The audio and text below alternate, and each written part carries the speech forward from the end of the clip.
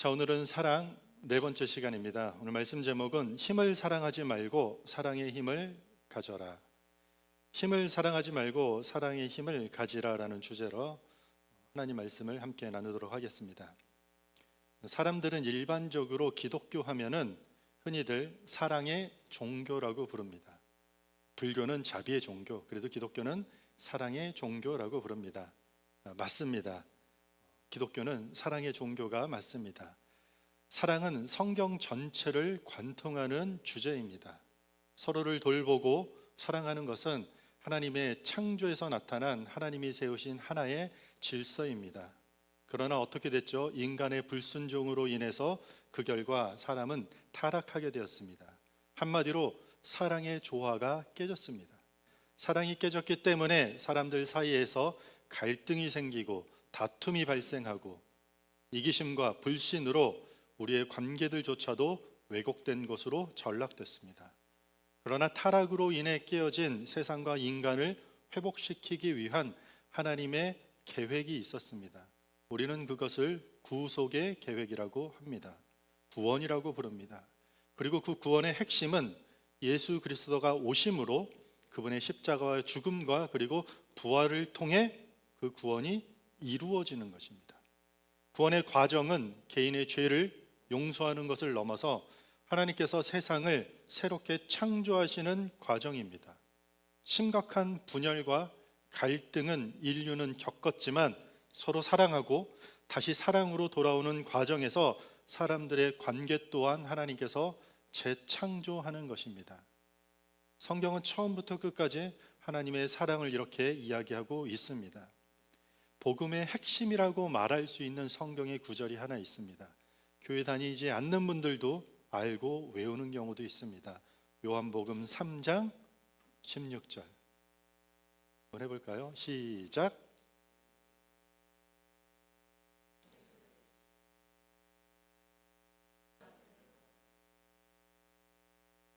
아멘.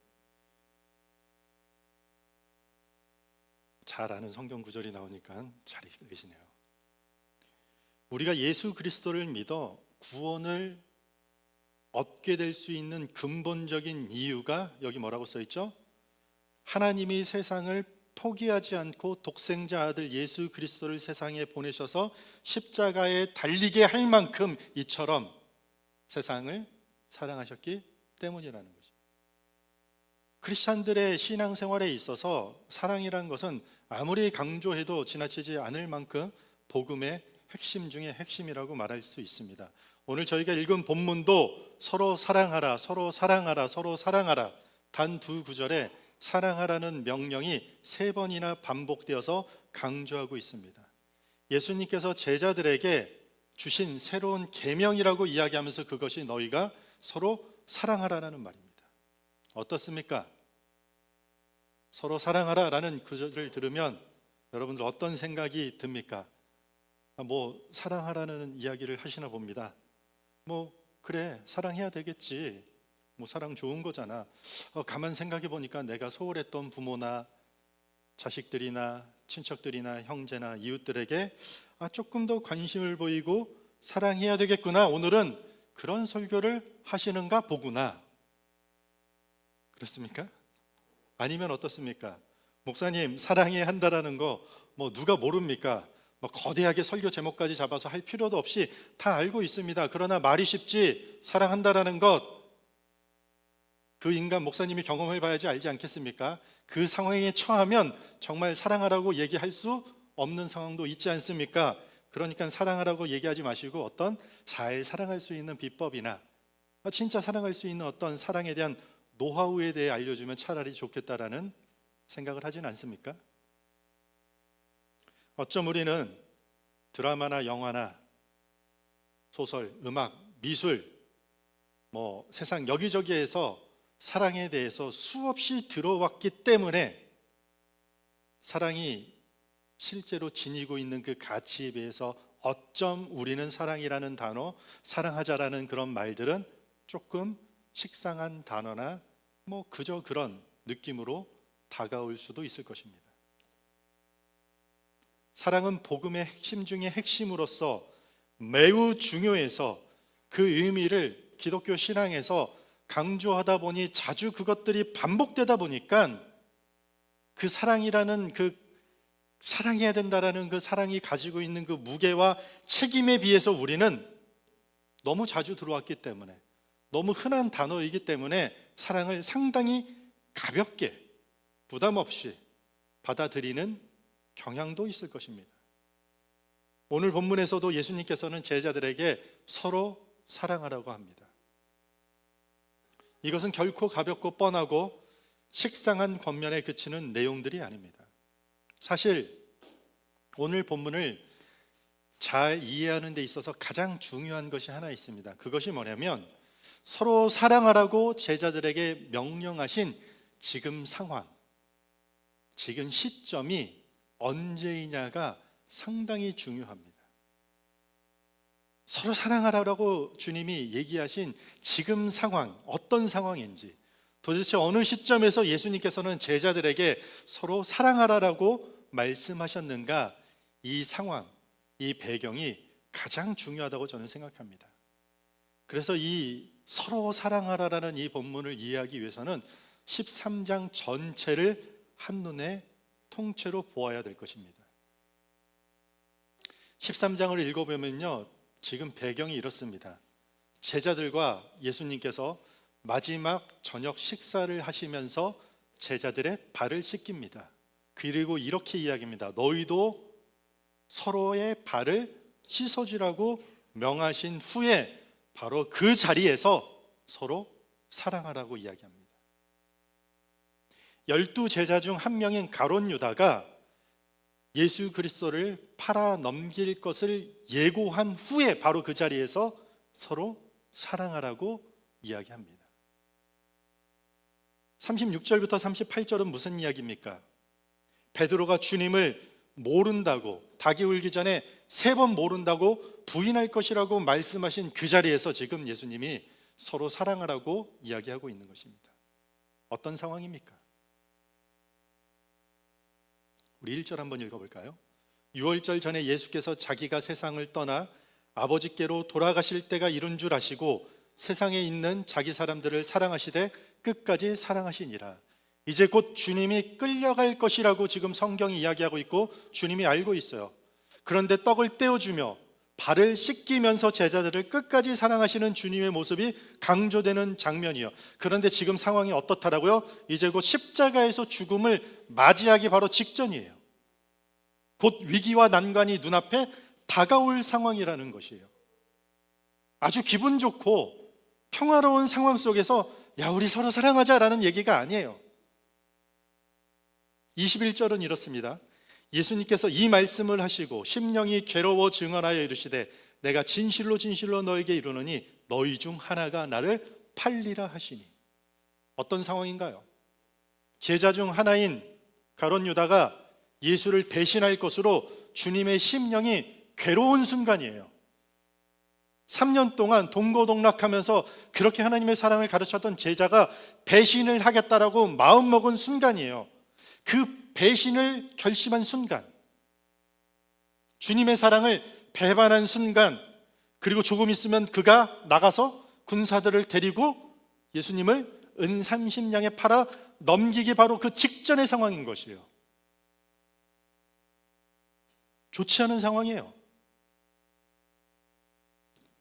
마지막 절 13장의 마지막 절 38절에 보면 예수께서 대답하시되 베드로에게 이렇게 얘기하는 거예요. 네가 나를 위하여 내 목숨을 버리겠느냐? 내가 진실로 진실로 네게 이르노니 닭 울기 전에 네가 3번 나를 부인하리라. 베드로가 뭐라고 합니까? 내가 목숨을 버리겠다, 주를 위해서. 그렇게 호언장담했던 베드로가 몇 시간 뒤면 동트기 전에 주님을 모른다고 3번이라도 부인할 것입니다. 어떤 상황입니까? 해피하고 즐겁고 평화로운 그런 시간입니까? 로마 제국을 정복해서 정권을 잡고 모두가 왕실에 앉아서 권력 잡은 제자들에게 이제 너희들 그만 싸우고 네가 크니 내가 크니 하지 말고 서로 사랑해라, 다 이루지 않았느냐? 권력을 주지 않았느냐? 그런 상황입니까? 아니에요. 아니면 로마 치하를 떠나서 우리가 새로운 나라를 건립하기 위해 너희가 이제부터 많은 군중들을 이끌어야 되니 그런 리더십을 가질 자격을 있는 너희들은 이제 싸우지 말고 덕이 되는 모습을 보여야 되니까 사람들에게 영향력을 미쳐야 되기 때문에 서로 사랑하라는 그런 말을 하고 있나요? 아니라는 거죠. 희망차고 활기찬 미래가 보장되어서 조금만 더 힘을 내기 위해, 아니 조금만 더 하면 어떤 하나의 목표를 이룰 수 있고 안락한 삶에, 조금 더 평온한 삶에 도달할 수 있기 때문에 사랑하라고 명령하는 것이 아니에요. 말 그대로 최후의 만찬 자리예요. 죽음을 앞두고 제자들과 갖는 마지막 시간인 것이에요. 제자 한 명이 주님을 팔아 넘기기로 그 배신을 결심한 순간이에요. 목숨을 걸고 주를 따르겠다라는 베드로도 주님을 부인하기 바로 직전의 순간이에요. 두려운 시간이에요. 이 시간은 마음이 괴로운 시간이에요. 그들 앞에 펼쳐질 시간들이 뭔가요? 이제는 3년간 자신을 이끌어준 스승이라는 리더인 주님을 잃게 돼요. 십자가에서 찢기고 찔리고 피 흘리고 옷벗김 당해서 수치와 모욕을 겪고 죽는 모습을 봐야 돼요. 이제 그들은 그들끼리 홀로 남아야 되는 상황이에요. 동료의 배반으로 인해서 불신이 싹틀 수밖에 없는 공동체 위기의 순간이 눈앞에 닥친 것이에요. 군사들은 와서 추궁할 것이요, 예수 따르던 자 아니냐라고 추궁할 것이에요. 목숨이 위태로운 상황이에요. 이제 곧 이런 상황에서 주님이 제자들에게 마지막으로 던지는 가장 중요한 메시지 하나가 서로 사랑하라. 서로 사랑하라. 매칭이 되나요, 여러분들? 일생일대에서 가장 힘든 일, 그들이 겪어야 되는 가장 두려운 시간, 가장 괴로운 시간을 맞이해야 하는 제자들에게 주님이 마지막으로 주시는 계명이 뭐라고요? 서로 사랑하라. 서로 사랑하라. 서로 사랑하라. 누군가 힘든 일이 있다면, 누군가가 만약에 여러분들 어려움에 봉착해 있고 내일이면 더 큰 고난의 길을 헤쳐나가야 된다면 우리는 뭐라고 위로하고 권면합니까? 저도 곰곰이 생각해 봤어요. 내가 목사로서 진짜 어떤 권면을 하는가? 되게 그렇습니다. 우리는 야, 너무 고생하니까 그 길을 좀 피하라고 얘기할 것입니다. 융통성 있게 이렇게 해야 된다, 저렇게 해야 된다. 누군 이렇게 하다가 저렇게 됐다. 우리는 그런 권면을 합니다. 아니면 우리가 기껏 한다는 말이 잘 될 것이다, 기도하겠다, 힘내라. 인생의 위기가 닥칠 때, 난관에 봉착될 때 우리는 어떤 소리에 귀를 기울이십니까? 한 번도 겪어보지 않은 어려움을 우리는 직면하게 되는 순간이 인생 가운데 반드시 있잖아요.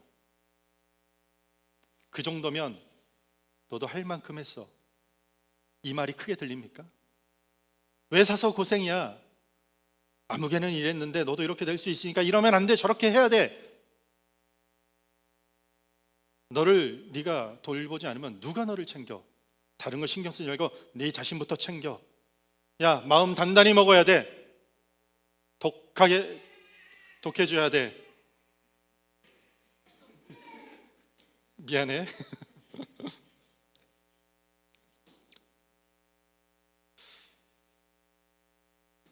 인생은 뜻대로 되지 않는 경우가 많다라는 것은 우리 모두가 다 알고 있습니다.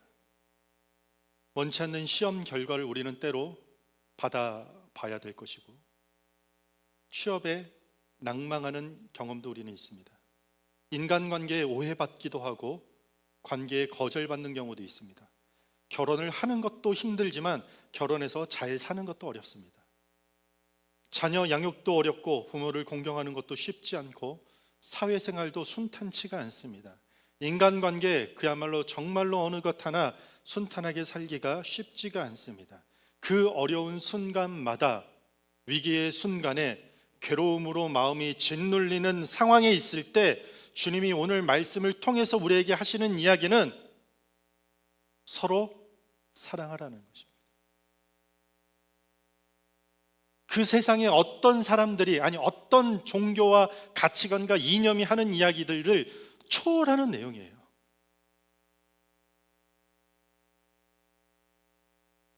오늘 본문에 보면 서로 사랑하는 것이 새 계명이라고 그래요. 새 계명. 내가 너희에게 새 계명을 주노니 서로 사랑하라. 이것이 왜 새로운 계명일까요? 신명기에 보면 하나님을 사랑하고 이웃을 사랑한다라는 것을 강조해서 다 알고 있는 내용입니다. 레위기 말씀에 봐도 마찬가지예요.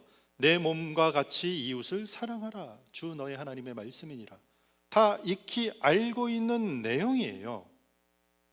그런데 그런 사랑은요, 그 사람을 위한 일방적인 사랑이에요. 그 사람을 섬기고 세우고 회복시키기 위한 일방적인 사랑이에요. 위로하는 측면에서, 섬기는 측면에서, 봉사하는 측면에서, 누군가를 살리는 측면에서 하는 사랑이라는 것이요. 그런데 오늘 서로 사랑한다라는 말은 말 그대로 서로예요.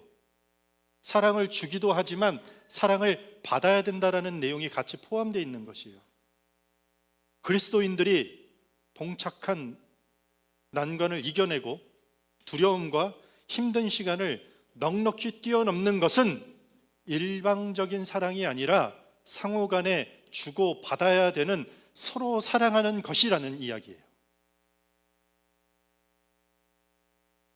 그리고 그 사랑은 어떻게 하라고요? 내가 너희를 사랑한 것 같이, 내가 너희를 사랑한 것 같이 사랑하라는 것이요. 예수 그리스도께서 제자들을, 우리를 사랑한 것 같이 서로 사랑하라는 거예요. 죽기까지 주시는 헌신적인 사랑을 이야기하는 것이요. 아가페 사랑이라고 하잖아요. 무조건적인 사랑. 그런데 하나님은 최고의 사랑을 하시는 동시에 인간은 하나님께 사랑을 드리면서 하나님은 그 인간의 사랑을 받으시는 분이에요. 하나님은 우리와 어떤 관계를 맺으시냐? 사랑을 주고 우리로 하여금 사랑을 받는 관계. 하나님과 인간관계는 그렇게 서로 사랑하는 관계로서 온전해지는 것이에요. 그래서 우리도 사랑을 잘 주는 것만큼 놓치지 말아야 될 게 사랑을 잘 받아야 된다는 거죠. 잘 받아야 돼요. 사랑을 받지 않으면 우리는 다 죽어요. 아내가 남편에게 사랑을 주면 남편은 그 사랑을 받아 회복하게 됩니다. 그런데 그 시간이 오래 걸릴수록 아내는 거반 죽어갑니다. 왜죠? 일방적으로 주기만 했기 때문에. 그래서 사랑으로 회복된 남편에게 아내는 사랑을 다시 받아야 됩니다. 이것은 하나님이 교회와 우리를 비유하신 부부간의 관계를 표현하고 있는 것입니다. 교회가 그렇습니다. 교회도 사랑이 필요하면 사랑을 주고 받아야 되는 공동체입니다. 우리는 1차적으로 사랑 줘야 될 사람이 누구라고 생각합니까? 사랑하지 않고 강팍하고 그런 사람 먼저 사랑해야 된다라고 우리는 생각합니다. 그것도 맞습니다. 그런데 우리가 흔히 놓치는 사람이 누구냐? 누군가가 일방적으로 사랑으로 섬기고 희생을 한다면 그 사람은 일종의 영적 번아웃을 겪게 될 것입니다. 그러면 교회 안에서는 교회의 기능이 고장되는 것입니다. 그래서 사랑을 가장 많이 나누고 있는 사람이 여러분들 눈에 보인다면 그 사람에게 사랑이 가장 많이 필요하다라고 생각하면 됩니다. 그리고 우리는 그들에게 우리의 사랑을 나눠줘야 합니다. 교회에는 그렇게 서로가 서로를 사랑하면서 세상의 외로움, 세상의 어려움을 극복해 나가는 유일한 공동체가 되는 것입니다.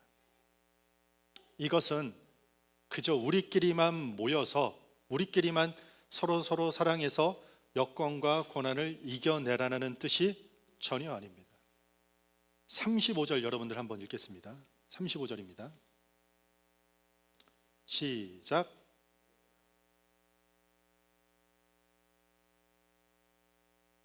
아멘. 우리를 향해서 서로 사랑해라.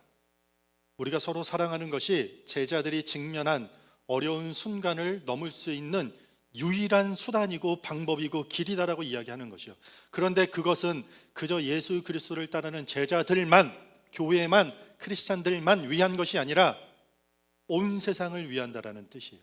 우리가 서로 사랑하면 우리가 회복되고 우리가 다시 살아나는 것뿐만 아니라 우리를 통해 복음이 세상으로 뻗어 나간다는 뜻이에요.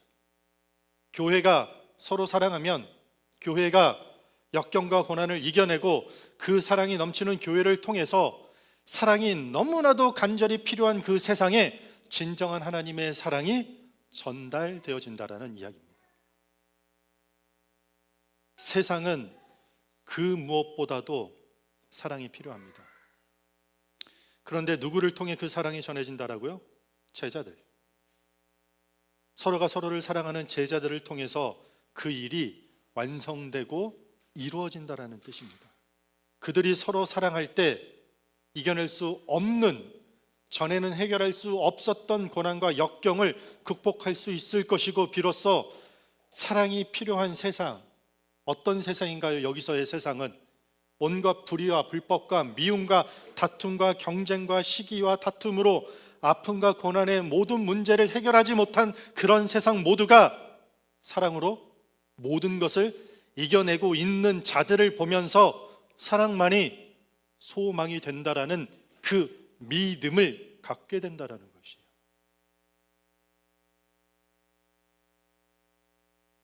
초대교회 터툴리안 교부의 기록에 따르면 그리스도인들 향해 이런 글이 쓰여져 있습니다. 그들이 얼마나 서로 사랑하는지 서로를 위해 기꺼이 죽을 각오까지 되어 있는 모습을 보라. 그리스도인들의 상호 간의 사랑은 수많은 이교도들을 그리스도께로 이끄는 자석이 되었도다. 초대교회 당시 이교도들은 그리스도인들의 사랑을 통해 온전한 진리의 복음을 받아들일 수 있게 되었던 것입니다. 미국의 기독교 철학자였던 프랜시스 셰퍼는 사랑은 최종적인 변증학이다 라고 말했습니다. 우리가 세상에 변증할 것 사랑 외에 없다라는 것이에요. 진짜 제자를 어떻게 판단하는가? 오늘 말씀이 뭐라고 하죠? 우리가 진짜 그리스도인 것을 어떻게 판단할 수 있을까? 교회 규모도 아니고 여러분들이 얼마나 교회 예배에 자주 출석했느냐도 아닙니다. 우리가 준행하고 있는 종교적 행위도 아니고 과시적으로 드리는 예배도 결코 아닙니다. 단 하나입니다. 뭐라고요? 서로 사랑하는 것입니다. 같은 관심사를 가진 공동체를 찾아서, 그런 커뮤니티를 찾아서 사랑하는 것은 누구나 다 할 수 있습니다. 조폭들도 자기 커뮤니티 안에서는 사랑과 의리를 지킵니다. 누구나 할 수 있는 사랑입니다. 친분 관계나 어떤 내가 좋아하는 매력에 기초한 것이 아니라 모든 이의 발을 씻어주신 그리스도를 본보기 삼아서 서로 사랑해야 된다라는 이야기를 하고 있는 것입니다. 이것이 사랑의 힘입니다. 대부분의 사람들은 어려움, 고난, 삶의 큰 문제에 직면하게 되면 어떤 힘을 가지고 해결하려고 합니다. 돈의 힘도 있고 권력의 힘도 있고 명예의 힘도 있고 지식의 힘도 있고 인맥의 힘도 있고 다양한 힘들이 있습니다. 그리고 그 힘의 능력을 맛보게 되면 그 힘을 사람들은 사랑하게 됩니다. 그래서 힘을 사랑하는 사람으로 전락하게 됩니다. 그러나 하나님께서는 세상의 힘을 사랑하지 말고 사랑의 힘으로 이 세상의 빛과 소금이 되라고 이야기하고 있습니다. 역경과 난관에 봉착될 때, 외로움이 우리를 덮칠 때, 때로는 집채만한 고난의 파도가 밀려올 때 그 문제를 분석하고 효율적으로, 상식적으로, 확률적으로 접근할 수 있는 여러 가지 힘을 찾는 것이 아니라 사랑의 힘, 사랑의 힘, 서로 사랑하는 것이 가장 큰 힘이라는 새로운 명령, 새로운 목표일 뿐만 아니라 새로운 방법이라고 주님이 이야기하고 있는 것입니다. 주님이 십자가에 달리시기 전날 밤, 가룟 유다는 배신하고 베드로는 부인하는 바로 그날 밤, 제자들에게 필요한 것은 단 하나였습니다. 서로 사랑하는 것이었습니다. 그런데 제자들은 서로 사랑하는 것에 결국 실패하였습니다. 그러나 우리가 복음서를 잘 보면 부활의 주님이 그들을 다시 찾아오셨고 다시 제자들에게 사랑의 손을 내미셨습니다. 그것이 성경이 말하는 끝없는 사랑이었습니다. 조건 없는 사랑이었고 희생적인 사랑이었습니다. 그리고 무엇보다도 죽음까지도 이기신 그 사랑 때문에 비로소 제자들은 이제 세상의 한 영혼을 위해 죽기까지 사랑하기를 결단하며 온 세상에 그리스도의 사랑을 전하게 되었습니다. 우리가 이 시간 예배를 드리고 찬양을 할 수 있는 것들은 다 그 사랑의 힘 때문인 것입니다. 모든 일이 술술 풀릴 때, 여러분들이 평안할 때, 적절한 사람들에게 적절한 사랑을 베푸는 것, 그거 누가 못합니까? 그러나 모든 인생이 그랬듯이 우리에게도 외로운 밤이 찾아옵니다. 고난의 밤이 찾아올 것입니다. 배신과 배반이 난무하는 밤을 우리는 경험할 것입니다. 도무지 내 힘으로는 이겨본 적도 없고 경험해 본 적도 없는 그 위기의 밤이 찾아오면 그때 여러분들은 무엇으로 그 난관을 극복하시겠습니까? 서로 사랑하는 것입니다. 서로 사랑하는 것입니다. 혹시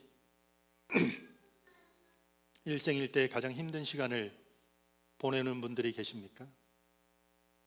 혹시 여러분들 중에 최근 들어 가장 두렵고 그런 불안한 시간이 엄습하고 있다면 서로 사랑하시기 바랍니다.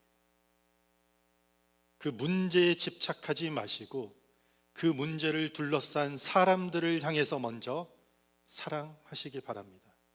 해결할 수 없는 그 문제의 어려움에 짓눌려서 사랑은커녕 걱정하고 두려워하고 미워하고 비난하고 판단하고 정죄하고 불안해하고 우울함만 키워내면 절대로 안 됩니다. 서로 사랑해야 됩니다. 혹시 주변에 별다른 이유 없이 나에게 사랑을 준 사람이 있다면 찾아가서 작은 사랑을 다시 주시기 바랍니다. 그 관계가 엄청난 사랑으로 회복될 것입니다. 사랑을 주고받을 수 있을 수 있는, 주기만 하는 것이 아니라 받을 수 있는, 서로 사랑할 수 있는 사람들에게 여러분들의 인생에 포커스를 맞추고 주목하시기 바랍니다. 세상에 가장 무가치한 일은 아무런 생명이 없는 어떤 것들을 사랑하는 것입니다.